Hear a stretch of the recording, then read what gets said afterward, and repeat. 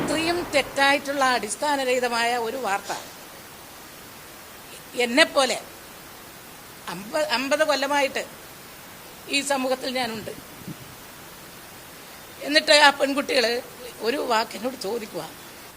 കഴിഞ്ഞ ഒരു 3-4 ദിവസമായിട്ട് കേരളത്തിലും കേരളത്തിന്റെ പുറത്ത് എല്ലാ സ്ഥലങ്ങളിലും മലയാളം അറിയാവുന്ന എല്ലാവരെയും വിശ്വസിപ്പിക്കാൻ വേണ്ടിയായിരിക്കണം എനിക്കെതിരെ വളരെ തെറ്റായ അടിസ്ഥാനരഹിതമായ അസംബന്ധമായ വാർത്തകൾ ജനം ടിവിയുടെ ഭാഗത്തു നിന്ന്, അതിനുശേഷം കർമ്മ, അതിനുശേഷം ഭാരത് ലൈവ്, ഇതെല്ലാം കഴിഞ്ഞതിന് ശേഷം ഞങ്ങളുടെ കണ്ണൂർ ജില്ലയിലുള്ള ഒരു സായാഹ്ന പത്രം സുദിനം, ഞാൻ ഇത്രയുമാണ് എനിക്ക് അയച്ചു തന്നത്. പലരും അയച്ചു തന്നിട്ടുള്ള വാർത്തകൾ കണ്ടപ്പോൾ ഞാൻ വിചാരിച്ചു ഇതങ്ങനെ പോകുമെന്നാണ് ധരിച്ചത്. പക്ഷെ അത് തുടർച്ചയായിട്ട് യൂട്യൂബ് ചാനൽ എന്നുള്ള നിലയിലും ജനം ടി വി സാധാരണ നിങ്ങളുടെ കൂട്ടത്തിലുള്ള ഒരു ചാനലാണ്. അവ ഇങ്ങനെ അത് അടിക്കടി വന്ന് വീണ്ടും എൻ്റെ നാട്ടിൽ നിന്ന് പ്രത്യേകിച്ചും ഇത് അടിയന്തരമായിട്ട് ഇതിനെ സംബന്ധിച്ച് പ്രതികരിച്ചില്ലെങ്കിൽ അത് വലിയ വിഷമം ഞങ്ങൾക്കൊക്കെ തോന്നുന്നുണ്ട്. ഞാൻ വിചാരിച്ചത് കുറേ യൂട്യൂബ് ചാനലിൽ എനിക്കെതിരെ ഒരുപാട് വാർത്തകൾ വരാറുണ്ട്. പക്ഷേ ഞാൻ കഴിഞ്ഞ 2 ദിവസം മുൻപ് തന്നെ ഇതിനെതിരെ കേസ് കൊടുക്കാൻ ആവശ്യമായിട്ടുള്ള ഇതിൻ്റെ വസ്തുതകളൊക്കെ ശേഖരിച്ചുകൊണ്ട് വീഡിയോ, അതുപോലെ സുദിന പത്രത്തിൻ്റെ കോപ്പി, ഇതൊക്കെ ശേഖരിച്ചുകൊണ്ട് ഞാൻ കേസ് കൊടുക്കുന്നതിന് വേണ്ടി അഡ്വക്കേറ്റിനെ ഏൽപ്പിച്ചു. പക്ഷേ ഇന്നലെയും ഇന്നുമായിട്ട് വീണ്ടും നിരവധി പേർ എനിക്ക് ആ ചാനൽ അയച്ചു തന്നു. പ്രത്യേകിച്ച് ഭാരത് ലൈവ്, ജനം, കർമ്മ, ഇവരുടെയൊക്കെ വീഡിയോ അയച്ചു തന്നു. അതിൽ പറയുന്നത് ഏതോ ഒരു PR കൃഷ്ണൻ എന്ന് പറയുന്ന MLA ഉണ്ടത്രേ. ആ വ്യക്തിയുടെ ഭാര്യ ആയിട്ട് ഞാൻ അഭിനയിച്ച് നിയമസഭയിൽ MLA എന്നുള്ള നിലയിൽ കിട്ടേണ്ടുന്ന ഫാമിലി പെൻഷൻ ഞാൻ വാങ്ങുന്നു. ഇതാണ് വാർത്ത. ആ വാർത്ത അവതരണമൊക്കെ നിങ്ങളൊന്ന് കേൾക്കണം. പെൺകുട്ടികളാണ് അവതരിപ്പിക്കുന്നത്. കേട്ടാൽ വിശ്വസിച്ചു പോകുന്ന വിധത്തിലാണ്, വളരെ വൾഗറായിട്ടാണ് അവതരിപ്പിക്കുന്നത്. വളരെ വൾഗറായിട്ടാണ്. ഇത്രയും തെറ്റായിട്ടുള്ള അടിസ്ഥാനരഹിതമായ ഒരു വാർത്ത എന്നെപ്പോലെ 50 കൊല്ലമായിട്ട് ഈ സമൂഹത്തിൽ ഞാനുണ്ട്. എന്നിട്ട് ആ പെൺകുട്ടികൾ ഒരു വാക്കിനോട് ചോദിക്കുക. ഇല്ല. ആരെങ്കിലും ഇങ്ങനെ ഉണ്ടോ? ഇല്ല.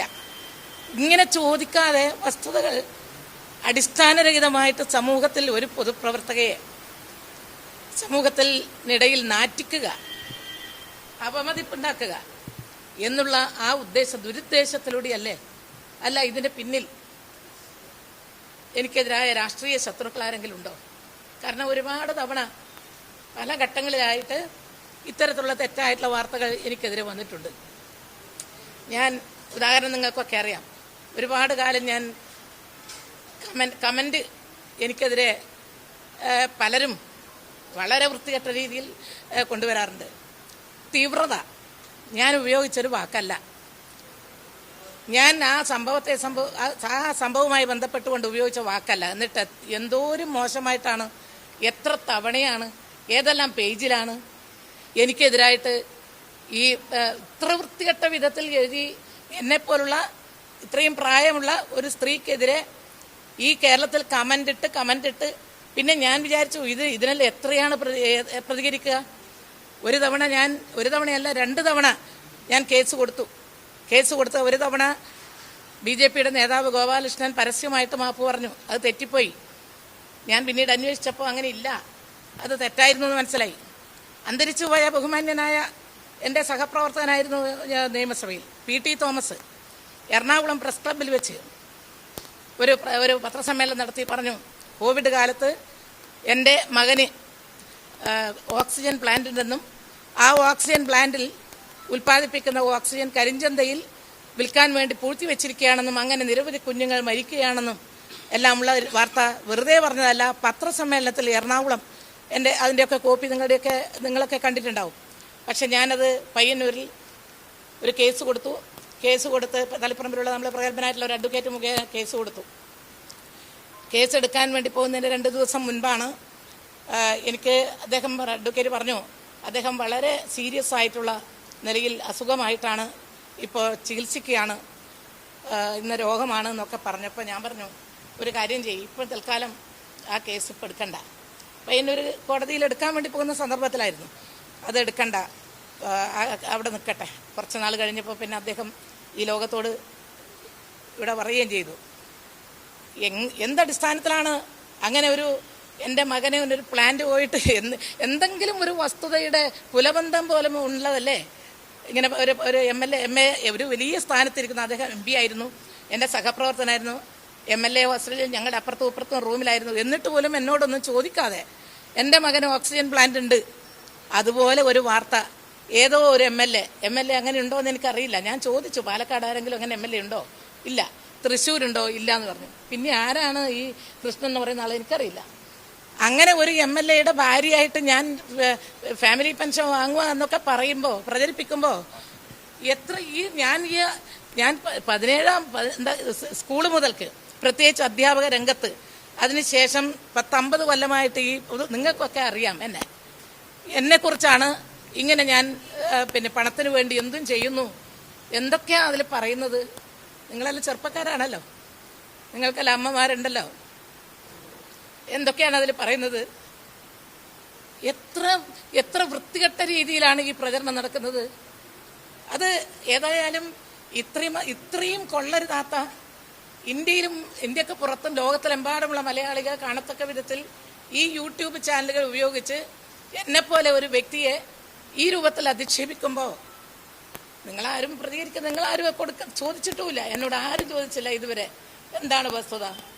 ഏതെങ്കിലും ഒരു പത്രക്കാരൻ അല്ലെങ്കിൽ ഒരു മാധ്യമ പ്രവർത്തക എന്നോട് ചോദിക്കുമെന്ന് ഞാൻ വിചാരിച്ചു. ഈ കഴിഞ്ഞ 2-3 ദിവസം ആരും ചോദിച്ചില്ല. പിന്നെ എനിക്ക് പറയാതിരിക്കാൻ പറ്റുന്നില്ല. അതുകൊണ്ടാണ് ഞാൻ ഇന്ന് നിങ്ങളുടെ മുൻപാകെ വന്നത്. ഞാനിപ്പോൾ തീരുമാനിച്ചിരിക്കുന്നത് മാനനഷ്ടത്തിന് കേസ് കൊടുക്കണം തന്നെയാണ്. കാരണം ഇത്രയേറെ അഭിമാനക്ഷതം, മാനത്തിന് ഇത്രയധികം കോട്ടം സംഭവിച്ച ഒരു സന്ദർഭം എത്രയോ ഉണ്ടായിട്ടുണ്ട്. പക്ഷെ ഇത് വളരെ മോശമായിപ്പോയി. എൻ്റെ ഭർത്താവ് മരിച്ചു. ഭർത്താവ് അധ്യാപകനായിരുന്നു, ഞാനും അധ്യാപികയായിരുന്നു. 45 വയസ്സിന് വരെ ഞാൻ സ്കൂളിൽ പഠിപ്പിച്ചു. ഞാൻ സ്കൂളിൽ പഠിപ്പിച്ചത് 6ലും 7ലും ഞാൻ കണക്കും സയൻസുമാണ് ഞാൻ പഠിപ്പിച്ചത്. പലരും എന്നെക്കുറിച്ച് അങ്ങനെയൊന്നല്ല പറയാറ്, അധ്യാപികയല്ല എന്നൊക്കെയാണ്. അതിലൊന്നും എനിക്ക് വിഷമില്ല, പറയട്ടെ.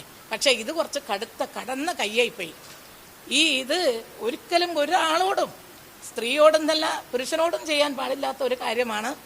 എൻ്റെ ഭർത്താവിൻ്റെ പെൻഷൻ എനിക്ക് കിട്ടും അധ്യാപകൻ എന്നുള്ള നിലയിൽ.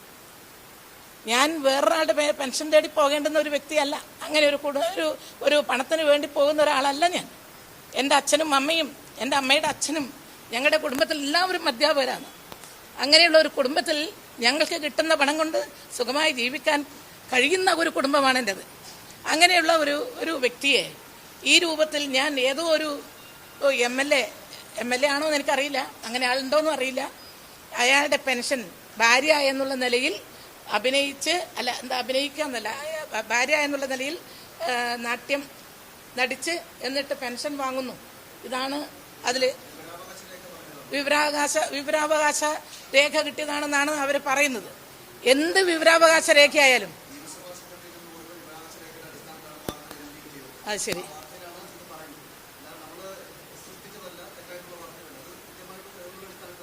വിവരാവകാശ രേഖയാണെങ്കിലും ഒരു വാക്ക് എനിക്ക് അറിയാവുന്ന ആളാണല്ലോ, എൻ്റെ കണ്ണൂർ ജില്ലയിലുള്ള ആളാണല്ലോ അനിൽ നമ്പ്യാർ അല്ലേ. ഒരു വാക്ക് എന്നോട്, ടീച്ചറെ എന്നെ അറിയാത്ത ആളുമല്ല. ഞാൻ പറയുന്നത് കേൾക്കൂ. ഒരു വാക്ക് ഇങ്ങനെ വിവരാവകാശ രേഖയിൽ PK ശ്രീമതി ഇന്ന് മറ്റേതോ ഒരു വ്യക്തിയുടെ ഭാര്യ എന്നുള്ള നിലയിൽ പെൻഷൻ വാങ്ങുന്നു. ഇതെന്താ ടീച്ചറെ, വിവരാവകാശത്തിൽ ഇങ്ങനെ കിട്ടിയിട്ടുണ്ട്, ടൈപ്പ് എററാണോ അതല്ല വേറെ എന്തെങ്കിലും തെറ്റായിട്ടുള്ളതാണോ, ആരെങ്കിലും കൂട്ടിച്ചേർത്തതാണോ, ഇത് എന്താണ് വസ്തുത? എന്നോട് അനിൽ നമ്പ്യാർക്ക് ചോദിക്കാം. അനിൽ നമ്പ്യാരും ഞാനും അറിയാത്തവരല്ല. അനിൽ നമ്പ്യാർ തലശ്ശേരിയിലുള്ള ആളാണ്. എൻ്റെ അടുത്ത ബന്ധു വീട് അനിൽ നമ്പ്യാരുടെ വീട്ടിനടുത്തുണ്ട്. അറിയാത്ത ആളല്ല. അനിലിനെ ചോദിക്കാം എന്നോട്. അനിൽ ഇത് പറയുമ്പോൾ, അനിൽ ഈ ജനൻ TVയുടെ MD മറ്റാണല്ലോ അനിൽ. ഞാൻ പറയുന്നത് എന്നെപ്പോലെ പൊതുപ്രവർത്തകയെ ഈ രൂപത്തിൽ ഈ മാനം കെടുത്താൻ വേണ്ടി കരുതിക്കൂട്ടി ഇങ്ങനെ പറയുന്ന ഇത്തരത്തിലൊരു പ്രചരണം നടത്തുമ്പോൾ ഞാൻ എന്താ ചെയ്യേണ്ടത്? പിന്നെ നിരവധി കേസുകൾ ഞാൻ പലതിലും കൊടുത്തിട്ടുണ്ട്. ഒരു തരത്തിലും ഈ പൊതുപ്രവർത്തന രംഗത്ത് വന്നിട്ട് ഒരു പൈസയുടെ ഏതെങ്കിലും തരത്തിലുള്ള ഇപ്പം ഞാൻ മിനിസ്റ്ററായിട്ട് പിന്നീട് വന്നത് UDF ഗവൺമെൻറ്റാണ്. ഒരഴിമതി ആരോപണം ഉന്നയിക്കാൻ ഇടയാക്കാത്ത വിധത്തിൽ ഭരിച്ച ഒരാളാണ് ഞാൻ. അങ്ങനെ ഒരാവശ്യം എനിക്കില്ലതാനും എൻ്റെ ഈ സംസ്ഥാനത്തോ വേറെ എവിടെയെങ്കിലും ഒരു തരത്തിലും എന്തെങ്കിലും ഈ സാമ്പത്തികത്തിന്റെ പേരിൽ എന്തെങ്കിലും ചെയ്തു എന്ന് പറയാൻ ആർക്കും കഴിയില്ല. ഞാൻ അങ്ങനെ അഴിമതി രഹിതമായിട്ട് തന്നെയാണ് എൻ്റെ പൂർണ്ണ ജീവിതം പൂർണ്ണമായിട്ടുള്ളത്.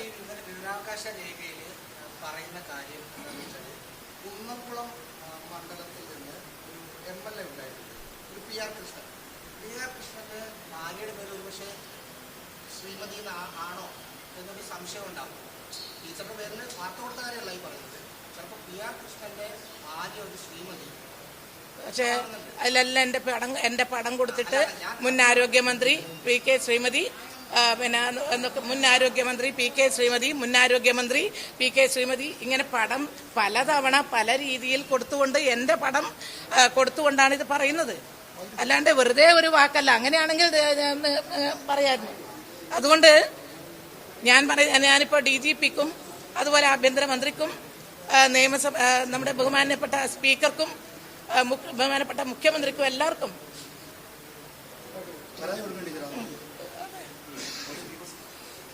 ഒരു പരാതി കൊടുക്കാൻ തീരുമാനിച്ചിരിക്കുകയാണ്. പോലീസിന് കൊടുക്കേണ്ടി